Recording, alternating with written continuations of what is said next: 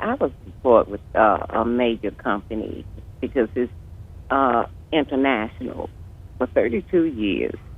I'm sitting at my desk one day, and union rep come in to my office and tell me that they want to see me at HR. So I go out to HR, and they say they want me to go and get a lift test. You know, my ability to lift, because you have to lift up to 50 pounds. Never had a problem, never had a write-up about my work performance, you know, none of that.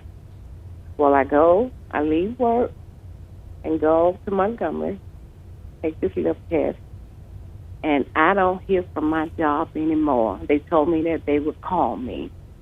After a few days, they didn't call me. I called them, never could get with HR, and they just never called me back to work. After 32 years of dedication, can you do that to a person? Take their livelihood away without just cause. Right. So one of the things that there are two sort of statutes that may be in play here. One is the Age Discrimination and Employment Act, and the other might be the Americans with Disabilities Act. And obviously, they have asked you a little bit about whether you could perform the essential functions of the job, or whether you could lift. And so there needs to be, if you have a disability, and we didn't hear that in this, in your hypothetical, but if there are some illnesses or conditions that you have that could be a disability, you might have been entitled to an accommodation for that lifting requirement. And that would involve an interactive process.